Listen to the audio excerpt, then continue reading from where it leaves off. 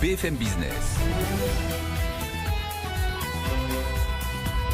Inside, au cœur de l'écho.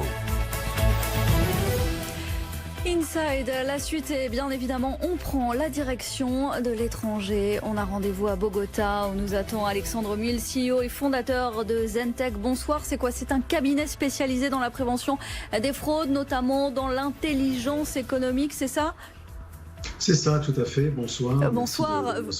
Vous êtes également membre de French Founders Bogota, où la situation sanitaire véritablement reste très compliquée. Un record de décès ces derniers jours en Colombie. Renforcement par ailleurs des mesures de confinement, entre autres à Bogota, n'est-ce pas? Absolument, oui. Enfin, la Colombie aujourd'hui doit recenser environ 220 000 cas actifs.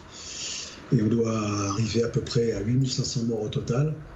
Alors c'est beaucoup et c'est peu à la fois, parce que si on compare au Pérou voisin, qui est un pays de 30 millions d'habitants, on enregistre 18 000 morts.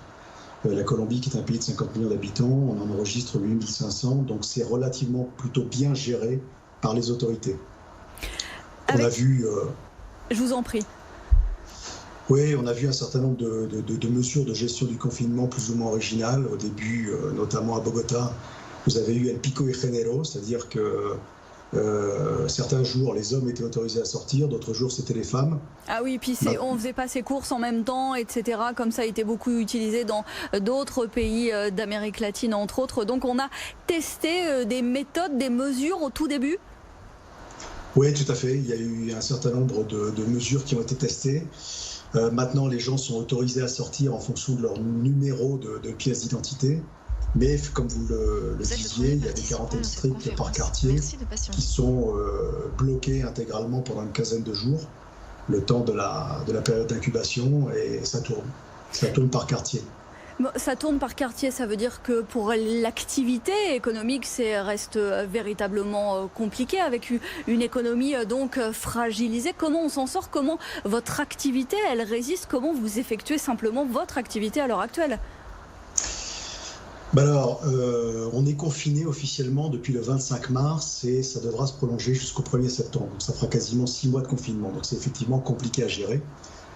Comme ailleurs dans le monde, vous avez des activités qui ont explosé en termes d'activité. Tout ce qui est lié au digital, tout ce qui est marketplace, tout ce qui est livraison à domicile. En revanche, il y a toute une catégorie de la population qui vit au jour le jour, qui elle a eu un choix relativement simple, c'était attraper le virus ou mourir de faim. Donc, de ce point de vue-là, l'activité a été très compliquée à gérer. En ce qui nous concerne, nous, plus particulièrement, après une bonne première année 2019, on s'est pris le Covid de plein fouet.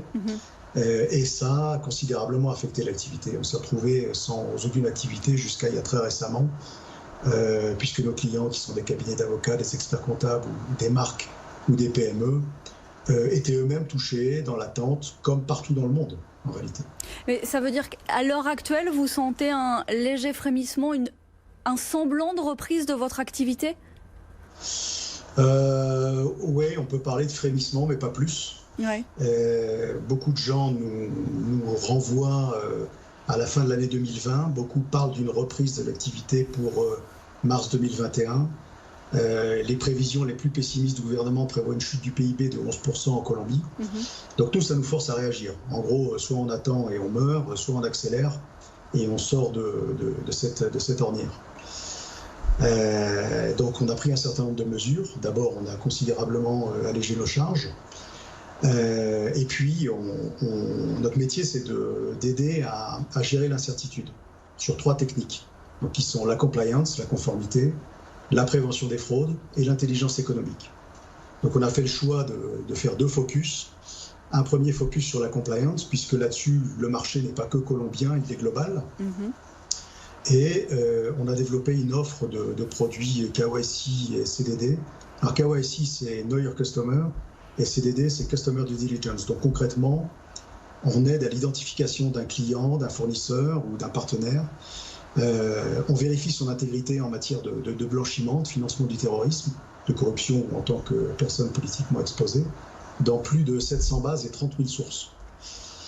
Alors ça, c'est soit automatisé, 100% automatisé, soit en y ajoutant une analyse des risques par un consultant.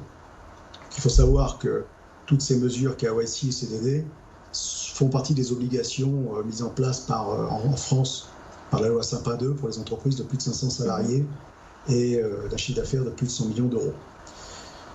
Donc nous, on rentre là-dedans avec cette idée qu'au-delà des obligations, et notamment en raison du caractère extraterritorial d'un certain nombre de lois américaines, tout ça constitue un risque réel. D'abord de non-conformité, ça c'est une évidence, mais aussi pour toute entreprise qui libelle des contrats en dollars, qui utilise des serveurs américains, qui est sous-traitante d'une entreprise elle-même soumise à la loi Sapin 2. Donc on rentre dans cet espace et on fait le pari que la conformité, ce n'est pas simplement une espèce de, on pourrait dire, de mise aux normes scolaires, mais c'est d'abord une gestion régulière de l'incertitude. Et c'est précisément donc votre pari pour l'avenir et l'avenir de votre entreprise. Merci Alexandre Mille. Je rappelle que vous êtes CEO et fondateur de Zentech. Vous nous parliez depuis Bogota. Vous êtes par ailleurs membre de French Founders. Merci d'avoir été ce soir dans